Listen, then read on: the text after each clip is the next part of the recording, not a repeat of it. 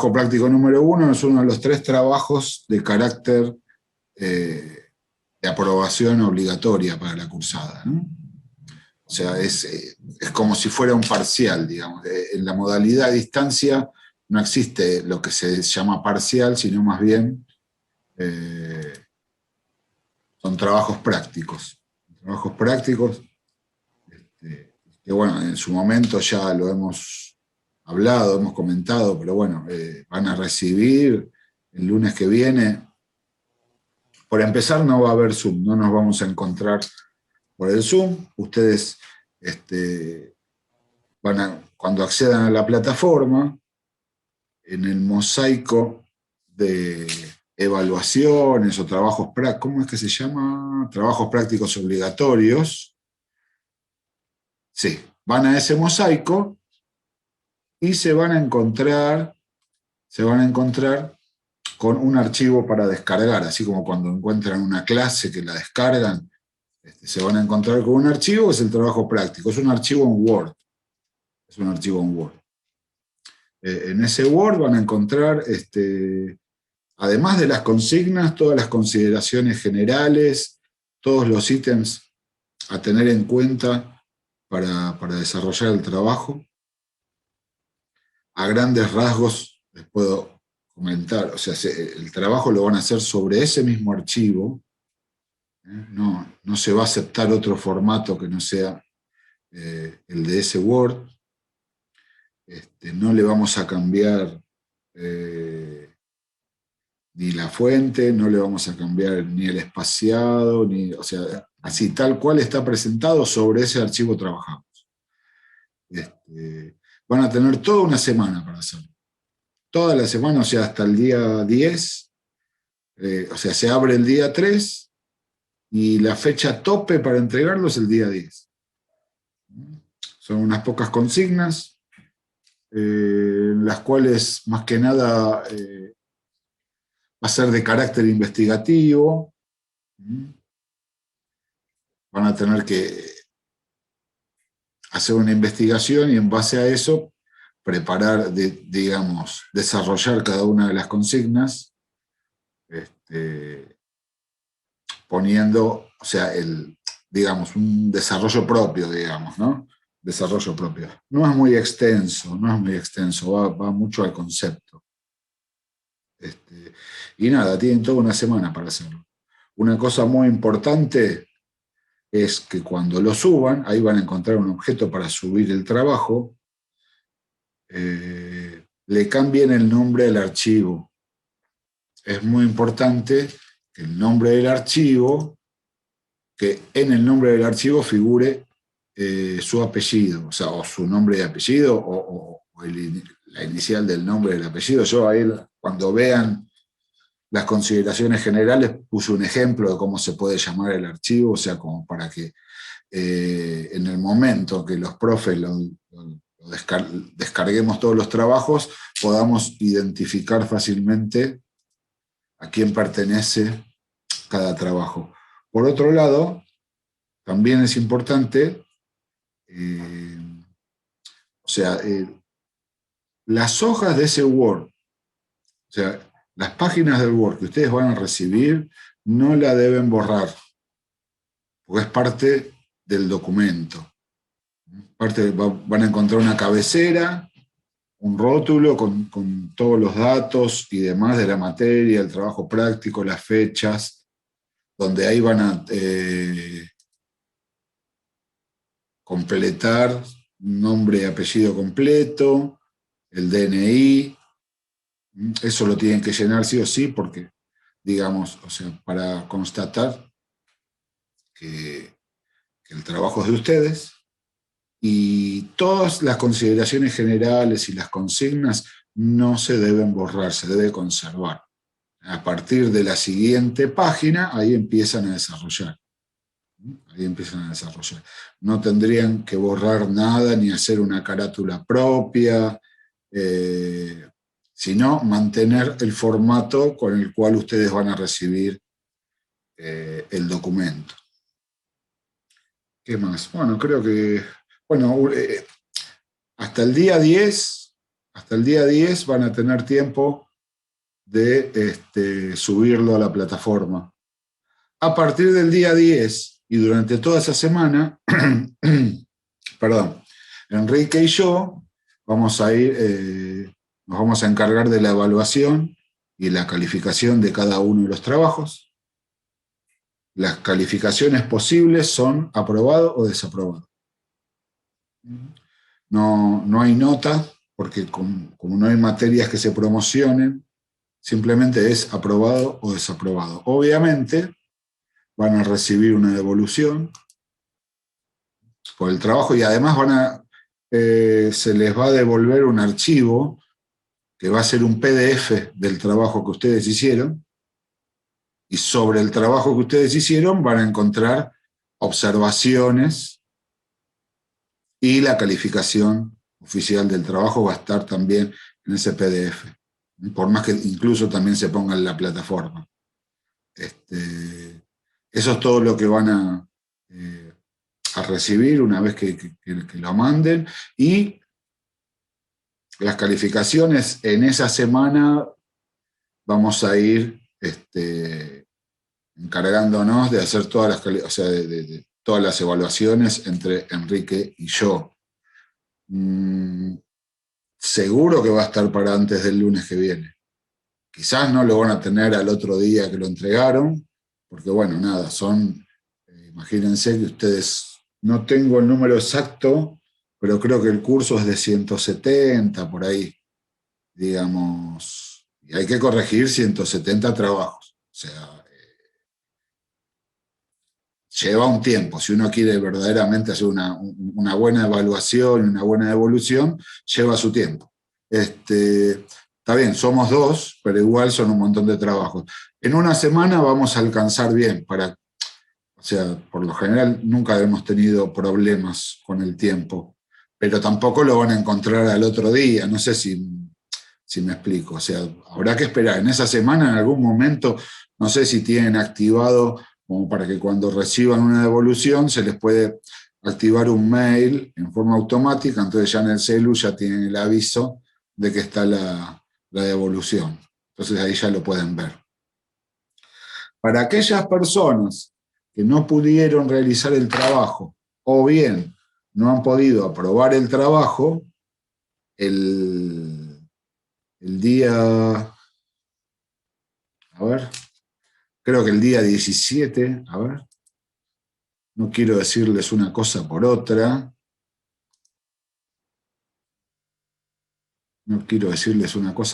pero creo que el 17, sí, el día 17 van a estar recibiendo el recuperatorio. El trabajo recuperatorio el día 17, y también la metodología es exactamente la misma que en el trabajo práctico. Va a durar una semana, todas las mismas consideraciones, y en una semana van a ir encontrando la devolución. O sea, quien aprobó en el mosaico de evaluaciones, cuando aparezca el recuperatorio no van a encontrar nada, o sea, va a ser un objeto solo visible y accesible para aquellas personas que deban recuperar. ¿Está? Si no, no van a encontrar nada.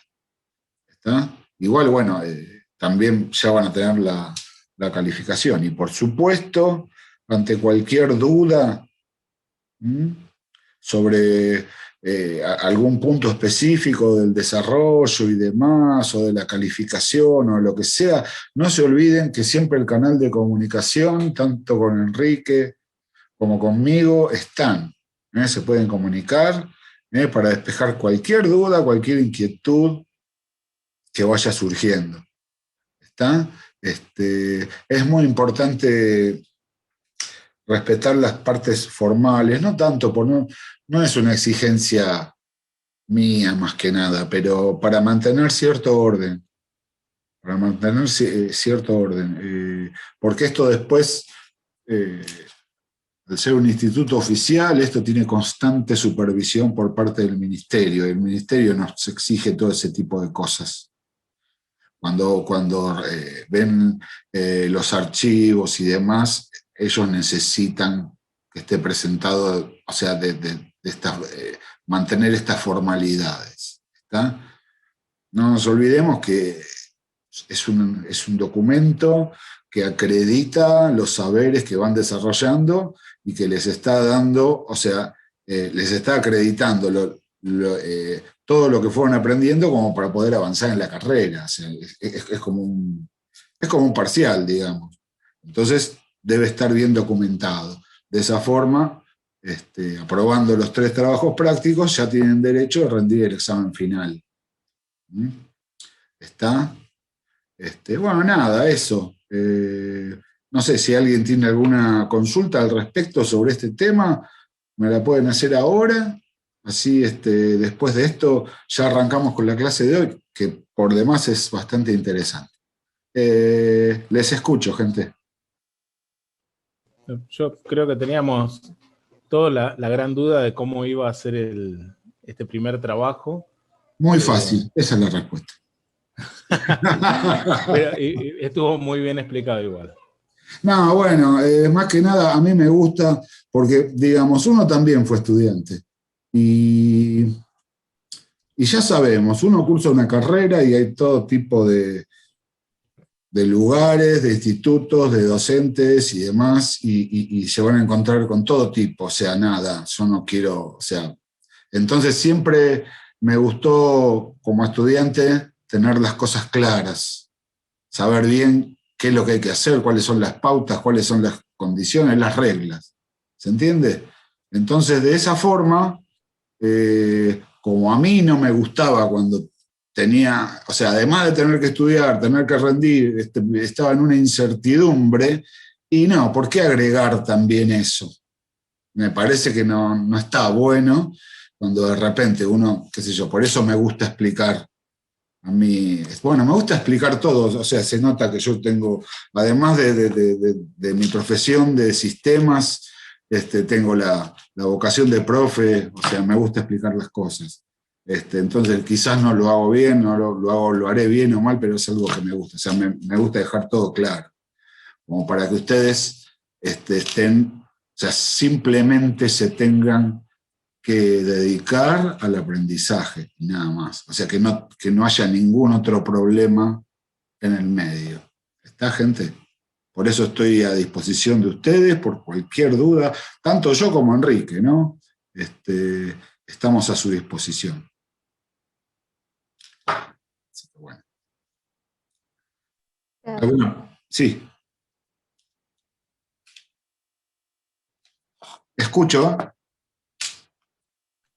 No, profe, creo que queda claro. Bueno, Hasta el momento.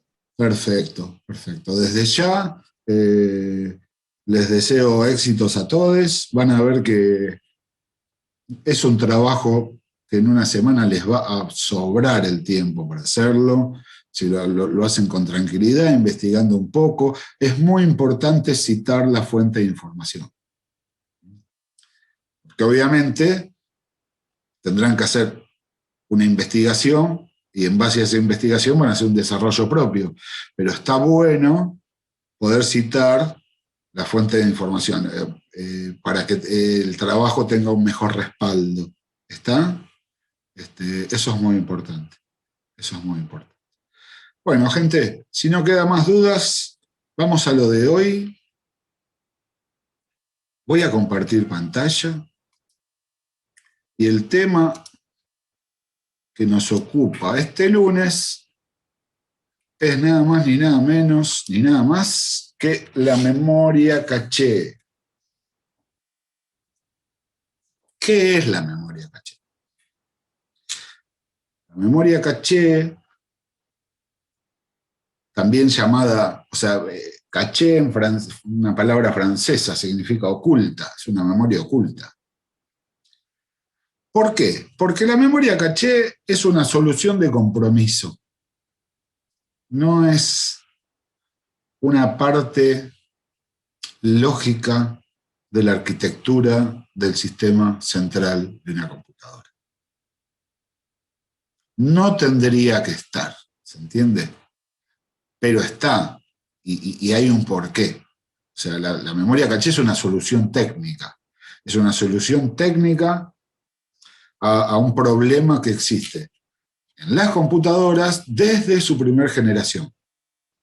Algo de esto hablamos la clase anterior cuando vimos memoria principal. No sé si recuerdan, bueno, fue una clase larga, ¿no? Fue una clase extensa la de memoria. Pero uno de los puntos que hablamos en memoria principal fue el concepto de tiempo de acceso a memoria principal. A ver si alguien con sus palabras me puede recordar qué era el tiempo de acceso a memoria.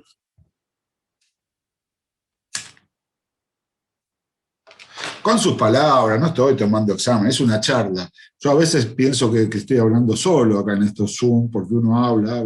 Encima la mayoría tiene la cámara apagada, me parece un monólogo. Entonces está bueno un pequeño ida y vuelta, como cuando uno está en el aula. Así, una charla, sin inhibiciones, vamos, es una charla. No tienen por qué saberlo. Profe, el tiempo es el tiempo que tarda el procesador en extraer o escribir un dato en la memoria RAM de la computadora. Básicamente es eso, sí señor, muy bien, gracias. Se mide en nanosegundos. Claro, porque son porciones de tiempo tan chiquitas que la unidad de medida es el nanosegundo, que es la 1.000.000.000ª parte de un segundo. El tiempo de acceso es ese tiempo que tarda la memoria en poner en sus salidas, si es una lectura, en poner los valores en la línea de datos, y transcurre desde el momento que la dirección de memoria es apuntada por el valor que viene en la línea de direcciones. Apunta, ¿se acuerdan que habíamos visto los pasos de lectura y pasos de escritura? Desde el momento que el valor, la dirección de memoria es apuntada, o sea que el procesador accede a esa dirección de memoria desde el momento que es apuntada hasta que pone en sus salidas los valores que tiene, o bien al revés, hasta que se guarda el valor que se quiere guardar, todo ese lapso de tiempo es llamado tiempo de acceso. Las memorias principales, la porción RAM de la memoria principal siempre tuvo un gran inconveniente con respecto al tiempo de acceso. Es muchísimo tiempo. Es muchísimo tiempo.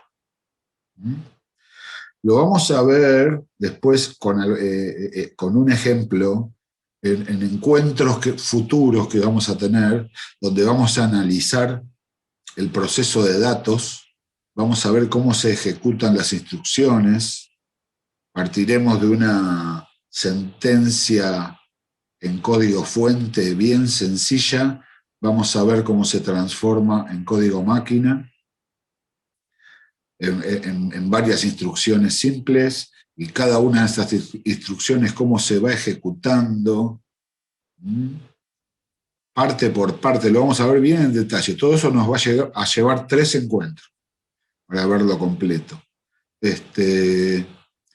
Y una de las cosas que vamos a darnos cuenta es el problema del tiempo de acceso a memoria.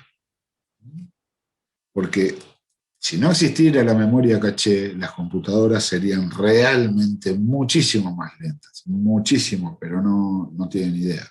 Estamos hablando de 20 a 30 veces más lentas. ¿Está? Por más que tenga el mejor procesador o incluso el mejor dispositivo de memoria. La memoria caché es una memoria intermedia que existe entre la memoria principal y el procesador. ¿Y qué es lo que hace? Es una pequeña memoria que simula ser la memoria principal, pero no lo es, obviamente. No lo es, por diversas razones. Por empezar, la memoria caché, con respecto a la memoria principal, hay una relación aproximada de 1000 a 1. No es esto exacto, no lo tomen como algo exacto porque esto va variando de modelo a modelo de computadora. Porque uno le cambia la capacidad de memoria RAM a una computadora y ya esa relación cambió, ¿se entiende? Pero aproximadamente podemos decir que cada 1000 registros de memoria RAM hay un registro de memoria caché. O sea, tiene como capacidad aproximada la milésima parte de la memoria RAM, la memoria caché. ¿Está? Por ejemplo, si tengo una memoria RAM de 8 GB, seguramente voy a tener un caché de 8 megas, ¿entiende? Tenemos una diferencia, bueno, en realidad es 1024, pero digamos, aproximadamente es de 1000 a 1, o sea, es una milésima parte. Entonces, esta memoria tan pequeña, su tarea es simular ser la memoria principal. ¿Por qué simula ser la memoria principal? Porque esta pequeña memoria, llamada memoria caché, es una memoria estática, es una SRAM. ¿Recuerdan clase pasada que vimos RAM dinámica y RAM estática? La RAM dinámica hecha por capacitores, RAM estática por transistores. Vimos las diferencias, las similitudes, y vimos que una de las grandes diferencias entre la estática y la dinámica es el tiempo de acceso. El tiempo de acceso a la memoria estática se puede decir que es instantáneo. Instantáneo. Se tarda en acceder lo que, de acuerdo al trayecto, a esos pocos milímetros que tiene que recorrer, y va a la velocidad de la luz. O sea, se puede decir que sí. O sea, en realidad no hay nada instantáneo en este mundo, pero se puede decir que es instantáneo. Entonces, de esa forma, se soluciona el problema de tiempo de acceso que tiene la memoria RAM principal, que es dinámica, con esta pequeña porción de RAM estática, que imita, que simula ser la memoria principal. ¿Está? Bueno, acá tenemos una definición de memoria caché. Cuando el procesador, cada vez que quiere acceder a memoria principal, tanto sea para lectura, para escritura, porque está ejecutando instrucciones, si el tiempo de acceso supera un pulso de reloj del procesador, hasta que el procesador pueda acceder a la memoria, se queda sin hacer nada, no puede seguir procesando, no puede seguir ejecutando las instrucciones. Se queda en lo que se llama tiempo de espera o wait state. Entonces, de esa forma, el rendimiento del procesador baja. Lo que se logra con la memoria caché es reducir el wait state, donde el estado ideal sería el llamado zero wait state, o sea, sin tiempo de espera. En realidad, en las computadoras siempre hay un pequeño wait state, pero con la memoria caché, el wait state se reduce aproximadamente a un 4 o 5% de lo que tendría que ser. O sea, prácticamente se elimina el wait state gracias a la memoria caché. ¿Está? Entonces, bueno, acá esto es lo que acabo de hablar antes, de la capacidad, que es una solución de compromiso. Y, a ver, ¿Cómo hace la memoria caché al ser tan reducida para simular ser la memoria principal? Obviamente, si quiere simular ser la memoria principal, los registros que van a estar escritos en la caché son copias de los que ya están en la memoria principal. Ahora, ¿cuáles son las direcciones que se copian? Esa es la gran pregunta, porque aproximadamente cada 1000 registros de la principal se copia uno solo en la caché. Entonces, el criterio de selección de cuáles son los registros que se van a copiar en la caché son fundamentales para que la caché cumpla con su trabajo. ¿Cuál es el trabajo de la caché? O sea, cuando el procesador quiere acceder a memoria principal, en realidad se lo desvía, o sea, ese acceso a memoria principal primero es desviado, mejor dicho, perdón, ese acceso es desviado hacia la memoria caché. Y si puede acceder a la caché y encuentra lo que quería encontrar o puede guardar lo que quería guardar, el proceso sigue en zero wait state. En cambio, si aquella dirección a la cual el procesador quería acceder no está en la memoria caché, obviamente lo que le queda por hacer al procesador es acceder a memoria principal con la consecuente pérdida de rendimiento. El procesador queda en wait state por el problema de tiempo de acceso. Se va a quedar unos cuantos pulsos de reloj inactivo. ¿Está? Entonces, ¿cómo se logra la eficiencia en la memoria caché? La eficiencia se logra eligiendo bien cuáles son los pocos registros que se van a copiar. Para la elección de esos registros existe un chip que es un chip controlador de caché. ¿Qué tenemos en ese chip?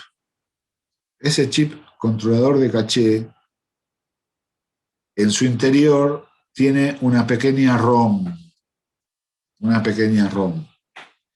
No es la ROM BIOS, gente, por favor, no confundir. No es la ROM BIOS, no es la ROM que forma parte de la memoria principal. Es una pequeña ROM que tiene guardado un pequeño programita. O sea, así, con palabras bien simples. Tiene un programita guardado.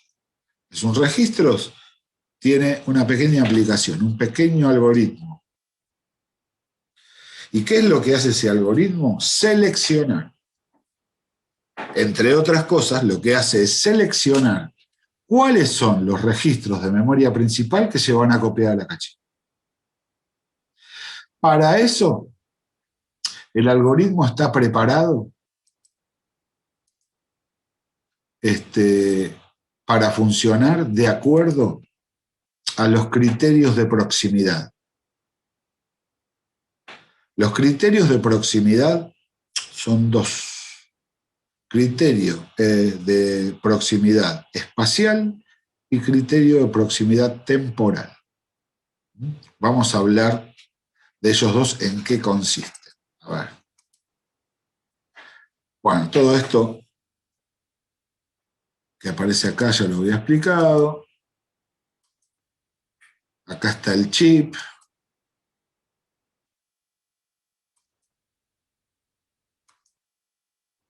Ahí están. ¿Cuáles son los criterios? Criterios de proximidad temporal y espacial. ¿Está? Vamos a hablar de cada uno. Criterio o principio de proximidad temporal. Me va a decir que la proximidad temporal me dice que si el procesador accedió a una dirección de memoria, es altamente probable que en el corto lapso de tiempo vuelva a acceder a esa dirección. ¿Está? Entonces, si el procesador tuvo que acceder a esa dirección tiene que estar copiada en la caché. Tenía que estar ya de antes. Y si no lo estaba, se debe copiar en la caché. ¿Para qué? Porque seguramente en un corto lapso de tiempo, el procesador va a volver a acceder. ¿Cómo podemos imaginar esto? Imagínense, estas direcciones pueden ser parte de un bloque de código de una sentencia iterativa. No sé si ya vieron en programación sentencias iterativas, el while, do while, for. En su interior hay un bloque de código que se va a repetir una cantidad cierta de veces. O sea, si el procesador va a acceder a la dirección de memoria donde está guardada la instrucción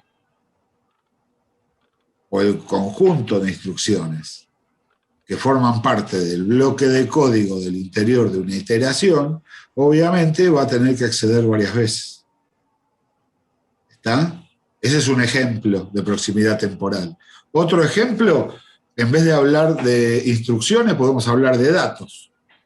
El procesador necesita acceder a una variable, porque el programa está trabajando con una o con una serie de variables, por supuesto. Si accedió a esa variable, tanto sea para leerla, para actualizarla, para escribirla, para el motivo que sea, seguramente en el corto lapso va a volver a acceder a esa variable. Por eso, el dato guardado de esa variable, que también son direcciones de memoria, van a estar copiados en la caché. ¿Está? Y ahí está el concepto. El principio dice que si el procesador accede a una dirección de memoria determinada, en un pequeño lapso de tiempo el procesador accederá a dicha dirección nuevamente. ¿Está?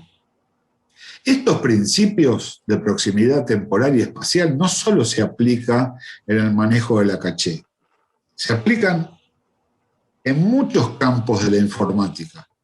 En muchos campos de la informática.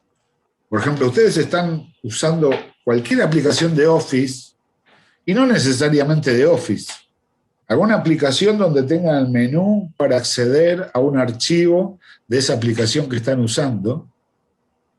Entonces, no es nada raro encontrar, o sea, cuando uno pulsa la opción de abrir, que aparezca en una ventanita los últimos archivos de ese tipo a los que hemos accedido. ¿Por qué? Porque es altamente probable que tengamos que volver a acceder a esos archivos. Eso también es el principio de proximidad temporal aplicado. Ahí es un ejemplo quizás un poco más cotidiano, ¿no? Que lo podemos ver todos los días cuando estamos trabajando en la compu. Entonces, este es el principio de proximidad temporal. Ahora vamos a hablar del principio de proximidad espacial. Este principio dice que si el procesador accede a cierta dirección de memoria, es altamente probable que el procesador acceda a las direcciones de memoria que estén cercanas físicamente a esa dirección. Por eso es proximidad espacial en el espacio, a las que están cerca. Tanto las subsiguientes como incluso las anteriores. ¿Se entiende? Por eso, si de repente yo abrí un archivo en Office de una carpeta, cuando yo ponga para abrir carpetas, me va a aparecer la última en la que accedí. Me va a aparecer el último archivo que tengo abierto, más todos los archivos que están en la misma carpeta, o sea, las que están próximos en el espacio. ¿Está?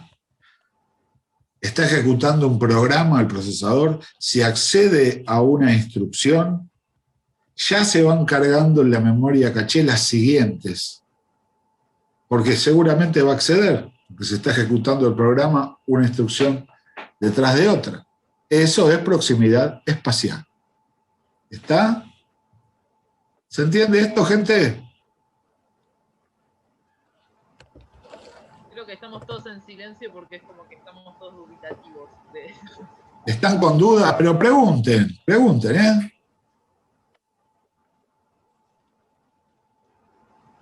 O sea, el problema de la caché, ¿cuál es? El tamaño. Es aproximadamente 1000 veces más chico que la RAM. Entonces, ¿cómo hace el controlador, ese programita, que en definitiva es un pequeño software, que está dentro de una ROM, para elegir cuáles son los registros que se van a copiar de la RAM a la caché, teniendo en cuenta estos dos principios de proximidad, el temporal y el espacial? ¿Qué tal? Buenas tardes. Yo creo que, bueno, el temporal, como bien dijo usted, es el último registro que va guardando y va reemplazándose. Yo interpreto que debe tener un contador, como lo que explica el espacial. Dependiendo si hace varios ingresos, se guarda en el espacial. Es decir, de esa forma guarda el último registro y los más comunes para tener un acceso más rápido.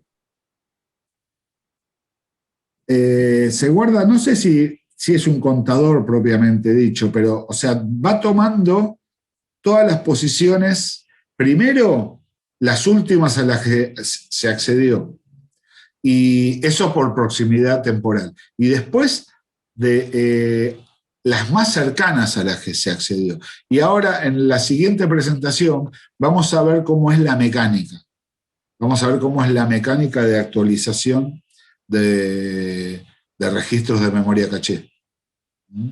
Sí, está todo ya programado, no es que ningún chip es inteligente, ningún chip hace cosas porque el chip sea inteligente, sino porque hay una pequeña ROM con un software que le dice qué es lo que tiene que hacer.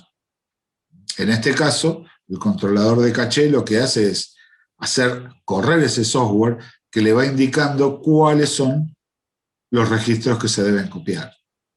¿Está? Queda menos de un minuto. Les propongo salir y volver a entrar, así podemos seguir con esto. ¿Qué les parece? Bueno. Okay. Gracias, ahí nos vemos en un minutito. Y cuando veamos la siguiente presentación, que es una pseudo animación de funcionamiento de la memoria caché, ahí quizás podamos entenderlo mejor. Sí, yo sé que quizás la primera vez son muchos datos juntos, mucha información todo junto. A veces, obviamente, para ir procesándola necesitamos un pequeño buffer, haciendo la analogía, ¿no? Como para poder ir procesando de a poco, y van a ver que es algo bastante sencillo, o sea, sencillo. Me llegan a escuchar los ingenieros que fabrican las computadoras, me van a decir, vení a hacerlo vos, claro. Pero digamos, básicamente es eso, el mecanismo no es complicado. El mecanismo, o sea, ¿qué es lo importante? Que el procesador, el controlador de caché tiene los recursos necesarios para poder elegir correctamente cuáles son los registros que se deben copiar a la caché. Profe. Sí. Le quería consultar justo sobre lo que está diciendo. Entonces, por ahí, si uno se dedica más a la rama de programar algo, quizás en ese punto uno puede pensar cuánta memoria puede hacer falta para que funcione bien. Pero con respecto a la memoria caché, es como que eso siempre depende del sistema y depende de lo que haga el chip. O sea que uno no puede hacer algo pensando en cómo va a trabajar esa memoria. Mirá, Daniel, yo te digo, afortunadamente. Sí, iba a decir, es un problema menos. Pero, a ver, no quiero ponerme en la posición de abuelo Simpson. No quiero ponerme, en esa posición. Pero les voy a contar un poco mi experiencia. este centavo tiene una historia. No, en serio. Cuando empezamos en esa época, en los primeros 90, los que teníamos que desarrollar sistemas y demás,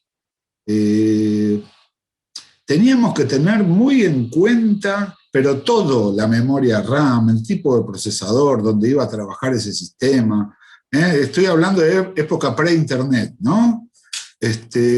Teníamos en cuenta todo, teníamos que conocer muy bien la arquitectura de cada computadora. Hoy, afortunadamente, para el desarrollador, para el analista, hay muchísimas cosas que son totalmente transparentes. Ya no lo necesitan, porque ya hay dispositivos que se encargan de eso. Incluso las herramientas, los lenguajes de programación han cambiado, o sea, en forma, ya les tienen solucionadas tantas cosas. Afortunadamente. Está buenísimo que sea así. Está buenísimo. Y digamos, lo mismo a mí cuando, qué sé yo tenía 20 años y estaba trabajando y los programadores de experiencia, iba a decir los viejos, pero queda feo porque además eso es lo que estoy ocupando yo ahora, o sea que no. Digamos, la gente de experiencia me decían, ustedes tienen todo solucionado, en mis épocas teníamos que hacer tal y tal cosa. Cuando, sí, bueno, está bien, ¿qué querés que le haga? Está bien, es el tiempo que me tocó y es tu tiempo que te tocó a vos, o sea, todo bien. Y hoy veo que incluso hoy está todo mucho más facilitado para el desarrollo, para que uno en realidad se concentre en lo importante, que hoy ya tiene un montón de cosas resueltas, y eso es fantástico. Eso es fantástico. Antes teníamos que tener en cuenta todo. Todo teníamos que tener en cuenta. Y teníamos que ser expertos con el DOS, manejarle la memoria byte a byte, o sea, y nada. Y además éramos nuestros propios soportes técnicos, teníamos que meter mano, cambiar cosas. O sea, yo siempre odié todo eso. Meter mano, o sea, en los fierros, o sea, abrir la máquina, cambiarle esto, cambiar la configuración, estar todo el día trabajando. O sea, gente, cambiar un disco rígido podía llevar una semana, pero no una semana en el trabajo físico de cambiar un disco rígido, sino el de configurarlo. Además, todo en inglés y todo escrito, sin más, o sea, época así. Entonces, era otra época, por supuesto. Y ya les digo, los profesionales de experiencia nos decían que teníamos todo solucionado. Y bueno, sin embargo, teníamos que trabajar un montón. No quiero pensar lo que mi anterior generación tuvo que trabajar para poder desarrollarse, ¿entiende? Hoy estamos pasando una época fantástica. Con DOS, pregunta, sí, con DOS, tocando el config.sys, el autoexec, nada. Ya les vuelvo a decir, no me quiero poner en Abuelo Simpson y contarle la historia del centavo, ¿no? Pero bueno, quédense con esto, de que hoy, afortunadamente, tenemos un montón de recursos que nos solucionan la vida. ¿Para qué? Para poder enfocarnos en lo verdaderamente importante. Hoy no necesitamos ser soportes técnicos para poder desarrollar. El que lo es, fantástico. El que no lo es, listo, no necesita hacerlo. Sí, está bueno tener una idea de qué es lo que estamos usando. Los jumpers en los motherboard para... Sí, no, ni hablar. No, mira, no quiero ni acordarme. No quiero ni acordarme. O sea, no, era la verdad, era re pesado. O sea, uno decía, bueno, le voy a poner más memoria. Entonces, conseguir la memoria compatible, esto y lo otro, sacar el mother, ponerlo, probarlo y después configurar y que funcione y ver que no pasaba nada, ver que no la reconocía, o sea, nada, eran dolores de cabeza. Y era juntarse con los amigos, porque era juntarse físicamente, no, nada de mail, nada de nada, o sea, era juntarse en un lugar y ponerse a encontrar la solución. Y nada, igual tenía su encanto, pero nada, yo me quedo, si tengo que elegir, obviamente me quedo con esta época. Es más, me quedo con lo que va a ser dentro de 10 años, que no puedo ni imaginar. ¿Se entiende, no? Pero bueno, sí, hoy antes la memoria caché se podía configurar, la podía configurar uno. Se agregaba también al motherboard. La memoria caché antes era exclusivamente en el motherboard. Iba en un zócalo. En Por varios. ahí debo tener alguna memoria caché tirada de los Pentium 1. Mirá, qué bárbaro. Los Pentium 1 ya eran una barbaridad. Era una locura. Mi primera máquina fue un Pentium 1 133 MHz. Era una bestialidad. Pero vos arrancaste con todo. No era de la época del 486, el 386, no me quiero imaginar lo que sería. Yo arranqué con una XT 286, que, ojo, era un lujo porque le puse un disco rígido de 5 megas. O sea, que tenía alta capacidad. No sabía qué hacer con tanto almacenamiento. Era una cosa así ese disco rígido, era enorme, 5 megas. Y tenía una memoria RAM de 2. Cuando todo el mundo tenía, o sea, nada, 6, 8, o sea, 6, algunos tenían 1 mega de memoria RAM. Yo tenía 2, o sea, volaba mi máquina. Volaba, o sea, se entiende, ¿no? O sea, nada, fantástico. Lo que sigue, hoy hay micro, claro, sí, totalmente, sí, totalmente. Y bien que sea así. Y bien, además, o sea, tocábamos algo por un lado y se desbalanceaba el otro, nada. Era todo un tema. Festejo que ahora sea así. Festejo, buenísimo, fantástico. Y lo que viene. Pero bueno, nada. No sé, bueno, sigamos. Entonces, a ver. Estábamos en los principios de proximidad. Y ahora vamos a hablar un poco del funcionamiento en sí. Cuando el procesador quiere acceder a memoria principal, tanto lectura como escritura, como vimos en la clase pasada, el valor de la dirección de memoria al que quiere acceder va viajando por el bus de direcciones, por la línea de direcciones. En realidad, vieron que yo en ese gráfico mostraba la línea LE. La línea LE en realidad apunta no a la memoria, apunta al controlador de caché. Y desde el controlador de caché salen 2 líneas LE. La LE de caché y la LE de memoria principal. Lo que hace el controlador primero es habilitar la LE de caché para que el procesador acceda a la caché. Si el procesador encuentra la dirección que está buscando, se produce un hit o un acierto.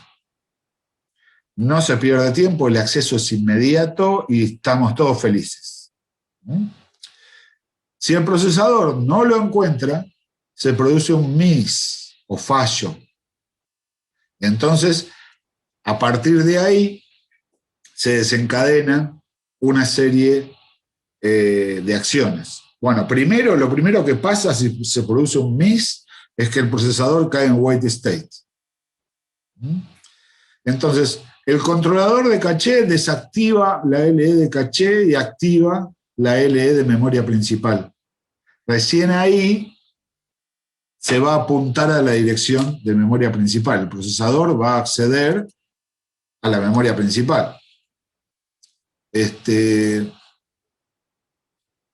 Y una vez que accede, hace la lectura, la escritura y demás como ya la conocemos, ¿no?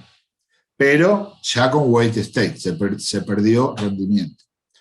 Ahora, cada vez que se produce un miss, el controlador va a disparar lo que se llama un burst transfer, una transferencia en ráfaga. ¿Y qué es eso? Es una actualización masiva de la memoria caché. Si el procesador quiso acceder a la caché y no encontró lo que buscaba, hace falta una actualización masiva. ¿Cómo se actualiza? Lo hace el controlador teniendo en cuenta los principios de proximidad temporal y espacial. Queda actualizado. Cada 100 veces, esto es aproximado, gente, cada 100 veces que el procesador quiere acceder a memoria, entre 94 y 96 veces se produce un hit. O sea, casi todos son hits, en su gran mayoría. Y unas pocas, o sea, 4, 5 o 6 veces cada 100, se produce un miss con el consecuente burst transfer. Esto achica la pérdida de rendimiento causada por el tiempo de acceso lento a memoria principal, lo achica en un 96%. Ese es el éxito de la memoria caché, más que nada del controlador de la caché, de ese software que está guardado en esa pequeña ROM del controlador de caché. ¿Está? Y esta fue la presentación. Me queda una presentación cortita, que es una animación. Es una animación para ver lo que yo recién acabo de explicar, lo podemos ver en un gráfico animado. Animado, yo soy muy chanta, o sea que digo animación como la que vimos la otra vez de cómo era el proceso de datos. No es una animación. Me llega a ver mi hijo que hace animación en las o sea, eso no es una animación. Pero bueno, nada. Está hecho con PowerPoint, con lo poco que sé de PowerPoint. Bueno, ahí vamos. Ahí vamos. Vamos a ver cómo funciona la caché. Igual, gente, sepan que esta explicación, o sea, está ultra simplificada. Obvio, si yo estuviera cursando ingeniería electrónica, todo esto se estudia, pero se estudia con mucho más profundidad. No es el objetivo de los contenidos de esta carrera, sino simplemente saber que existe. Miren, acá tenemos el procesador con distintos registros, la unidad aritmética y lógica, la unidad de control. Lo que antes, ¿se acuerdan que teníamos la línea de direcciones y la línea de datos? Acá aparecen un par de actores nuevos, que es, bueno, acá abajo tenemos la memoria principal. Y acá tenemos la memoria caché, que hasta ahora no la habíamos tenido en cuenta. ¿Pero por qué no la teníamos en cuenta? Porque, como les dije al principio, no es parte de la arquitectura lógica de una computadora. O sea, no es parte de la arquitectura lógica. Es una solución técnica, una solución de compromiso ante una dificultad técnica que es el tiempo de acceso. Es un parche, digamos, ¿entiende? Entonces, acá tenemos la memoria caché y acá tenemos el controlador. Como pueden ver, la línea LE, que antes decíamos que apuntaba a la memoria principal, en realidad apunta al controlador. Y desde el controlador salen dos LE. LE de caché y LE de memoria principal.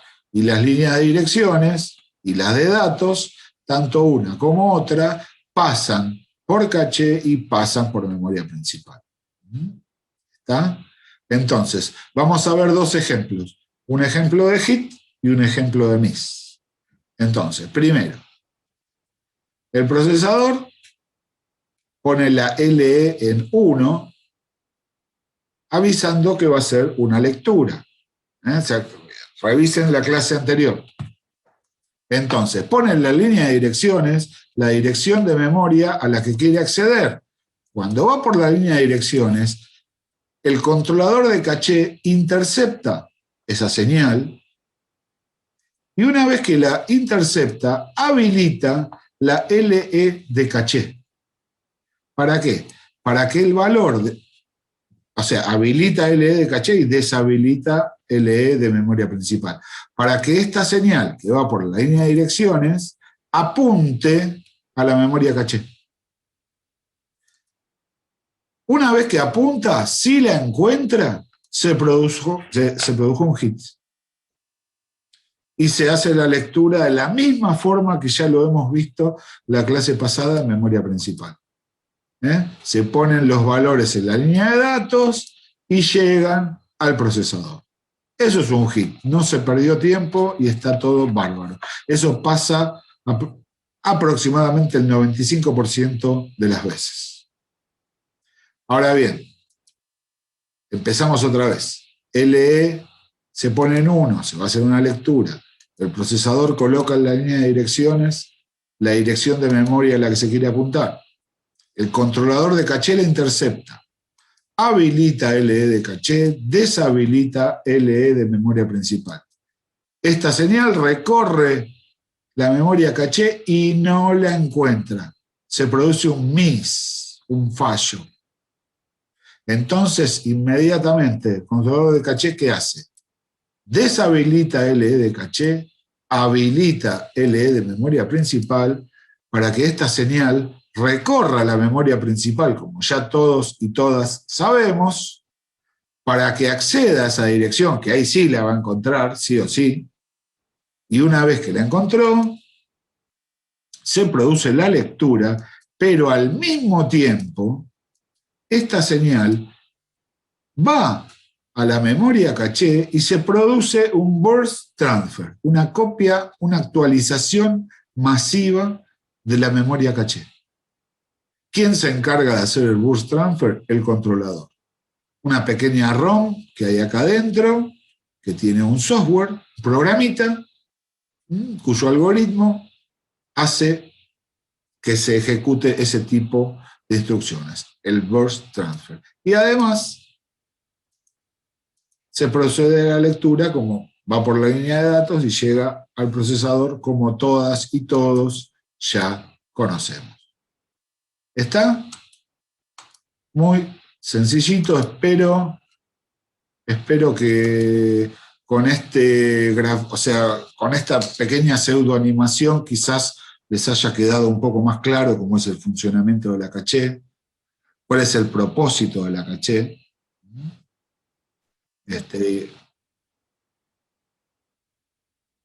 Y con esto ya estaríamos cerrando el tema, así que nada, escucho preguntas, dudas, inquietudes. Entonces, cuando es un hit, no hay no participa para nada la memoria principal. Para nada, para nada.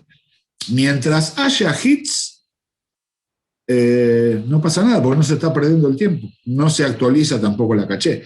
Obviamente, periódicamente se debe actualizar porque en algún momento se va a equivocar. O sea, no lo va a encontrar. Pero... muy buena pregunta, Daniel. Dame un segundito. A ver. La pérdida de rendimiento es tan poca que no se nota. La memoria caché es una solución de compromiso que existe desde las primeras generaciones de las computadoras. ¿Por qué? Porque el problema de tiempo de acceso a memoria principal existe desde la primera generación. Y va a seguir existiendo. Hasta que no, o sea, no sé, quizás en algún momento aparezca un avance, una nueva tecnología que revolucione las memorias, y nada, simplemente ya no sea necesario un caché. A ver, voy a ver el chat porque he visto dos cosas. Quedó claro, dice Daniel. Una consulta, ¿es masiva porque se borra toda la caché y se escribe todo de nuevo? Y yo te diría, no sé, ese detalle, si es todo o es casi todo, me parece que es casi todo, quizás algunas cosas quedan, pero es masivo, o sea, prácticamente se renueva toda la caché. Prácticamente se renueva toda. Eso no quita que algunos registros que ya estaban en la actualización sigan estando en la caché. Depende de lo que se esté procesando en ese momento. Y acá Romina dice, noto una similitud de funcionalidad al caché de los navegadores como Google. Claro, es que así trabajan, todo lo que sea caché trabaja así. La memoria caché que hablamos hoy es la memoria caché por excelencia, que es la que está entre la memoria principal y el procesador. Pero no es el único caché que existe, hay más caché. Está el caché de disco, e incluso, digamos, como acá bien dicen, el caché de los navegadores, como Google y demás. El funcionamiento de los cachés es similar. Esos son los principios. Acá lo describimos. Profesor, una pregunta. Sí, decime, Cristian. Básicamente todo lo maneja el controlador caché, o sea, todo pasa por ahí, que es quien habilita la lectura y escritura entre la memoria y el procesador. Sí, señor. Sí, señor. Siempre pasa por ahí. Siempre pasa por ahí. Siempre pasa. Gracias. No, por favor. A ver, y como decíamos, en las primeras PC, las memorias caché venían insertas en un zócalo en el motherboard. Venían ahí, incluso en más de un zócalo, porque siempre para un mejor funcionamiento, la memoria caché se dividió en niveles. L1, L2, L de level, o sea, nivel en inglés. L1, L2, L3 y demás. Con la aparición de Pentium, perdón. En algún modelo de 386 ya aparece el nivel 1 de caché dentro del chip del procesador. Y el resto de los niveles en el motherboard. Estamos hablando de Intel. Con la 486 más, y ya se pretende que sea un estándar con la aparición de Pentium, aunque no lo fue, porque Celeron no tenía caché interno del procesador. Los primeros Pentium Celeron, el caché permanecía, todos los niveles de caché en el mother. Ahora bien, una cosa muy importante que es una confusión que se da a menudo. Mucha gente asume que la memoria caché es un componente del procesador. Y eso es un error. Eso es un error. Hoy en día todos los niveles de caché están en el chip del procesador. Una cosa es que esté dentro del chip del procesador. Y otra cosa muy distinta, es decir, que es un componente del procesador. Lógicamente es un dispositivo aparte, no forma parte del procesador. Está inserto en el mismo chip, pero no es parte del procesador. Sí, forma parte de la pastilla hoy. Claro. Se llama la pastilla del procesador. Exactamente. Y hay placas gráficas actualmente también integradas en la pastilla del Por eso, hoy en día en la pastilla o el chip del procesador hay más elementos que el microprocesador propiamente dicho. Entre ellos, la totalidad de la memoria caché. Ya no sé si queda alguna máquina, algún modelo que tenga algún nivel de caché en el mother. No lo sé. En el universo notebook, no. Quizá en Igual yo hace muchos años que ya no lo veo. O sea, yo trabajo con motherboards. Bueno. Incluso en los servidores ya tampoco, hace muchos años que no veo. Desde la última vez que los vi fue, creo, en los Pentium 2, que eran esos procesadores que venían, que era como, en su momento era como un ladrillo. Sí, lo tuve. Exactamente. Lo tuve, sí señor. Sí, no, fue una mudanza paulatina. Se mudaron desde el mother hasta el chip del procesador, o sea, pero nada, digamos, porque conviene que esté ahí, pero digamos, es algo físico.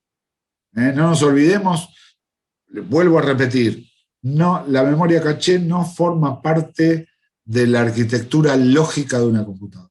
Es una solución técnica, ni más ni menos. Y hoy está en el mismo chip o en la misma pastilla, como dice el compañero, del procesador, pero no es un elemento que pertenezca al procesador. ¿Está? Eso es muy importante tenerlo en claro, porque mucha gente lo confunde. porque empieza a enumerar componentes del procesador, unidad aritmética y lógica, unidad de control, registros, bus interno, memoria caché. No, memoria caché no. Y vamos a ver gráficos más adelante, vamos a ver gráficos y demás, donde uno ve el gráfico y la impresión que te da es que la memoria caché es parte del procesador. Entonces eso tiende a la confusión. Por eso hago tanto hincapié en esto que les estoy diciendo. Antes se mencionaba, dice Daniel, mucho las publicidades eran parte del discurso de venta de los niveles de caché. Sí, a ver, hay mucho marketing. Hay mucho marketing en todo esto. Digamos, de la conveniencia del caché integrado. Sí, se mejoró, pero tampoco es algo tan... A ver, mi primer Pentium... A ver, con esto cerramos la clase. Mi primer Pentium 2 era... en ese momento yo trabajaba freelance para una empresa, ¿no? A veces iba a la empresa y ahí yo tenía una computadora que me habían asignado para que use, pero muchas veces me llevaba el trabajo a casa y seguía trabajando en casa, que, digamos, me llevaba todo en discos zip. Miren de qué época les hablo. O sea, porque, digamos, si bien existía Internet, hacer un traspaso de tanto, o sea, de tanto volumen de información podía llegar a estar 2 días para mandar. Entonces me llevaba todo en disco zip, yo restauraba mi casa y seguía. El día que cambio de compu, el dueño de la empresa, que era una pyme, era una empresa chiquita, también decide comprarme otra compu. Y compramos exactamente la misma compu, o sea, todos los mismos componentes, mismo mother, mismo todo, misma memoria. Lo único que difería era el procesador. El dueño de la empresa me compró un Pentium 2 y yo me compré un Celeron. También de la misma generación, pero era Celeron. La diferencia técnica que tenía el Celeron era que no tenía caché interno. Obviamente al mother, o sea, el caché que había en el mother se tenía que hacer cargo de todo. Gente, yo les puedo decir que jamás encontré una diferencia de rendimiento entre una computadora y la otra. Y las usaba con cosas muy pesadas, donde necesitaba mucha capacidad de proceso y demás. Nunca encontré una diferencia significativa que diga, no, está bien, mejor era si me compraba la... No, yo me compré un Celeron, me ahorré un montón de plata, y el rendimiento de la computadora fue igual. Eso es mi experiencia personal. El Celeron, ¿sabe por qué nace el Celeron? Por los primeros Pentium tuvieron un bug terrible. Casi quiebra Intel por los primeros Pentium, por unas fallas que se encontraron una vez que se vendieron toda la primera tanda de Pentium, que venían con algunos problemas, entre ellos que no reconocía el caché interno. Los procesadores andaban, pero no funcionaban de acuerdo a todas las especificaciones técnicas con las cuales te lo vendía Intel. Entonces, muchas empresas demandaron a Intel para que cambien el procesador, incluso muchos particulares lo hacían, e Intel tuvo que ir cambiándolos. Ahora bien, o sea, con los costos que eso significa para una empresa. Lo pudieron solucionar, pero les quedó un stock enorme y millonario de procesadores que teóricamente estaban fallados. Y no estaban fallados, funcionaban bien. El problema era que no tenían caché interno. Y se iban a la quiebra porque no tenían recursos no tenían nada para vender, solamente esos procesadores, hasta que algún cerebrito de marketing se le ocurrió decir, pongamos una marca alternativa, vendámoslo bien barato para recuperar costos,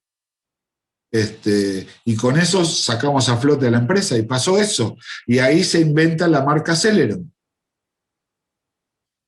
Intel Celeron, la segunda marca, la versión económica de Intel, bla, bla, bla, bla. Fue tanto el éxito que pasó a ser una nueva unidad de negocios, el Celeron. Y ya incluso los siguientes modelos Celeron vinieron con caché interno, pero era, digamos, la alternativa económica de Intel, que le dio un espaldarazo terrible, bueno, y siguió siendo, como lo siguen siendo los capos del mercado de procesadores desde el principio y hasta el fin de los tiempos. No creo que eso cambie. Por más que AMD haga cosas muy buenas, yo me acuerdo de las AMD de esa época, que eran un desastre. Se han superado un montón. Hoy son dignas de usarse las AMD, pero no son Intel.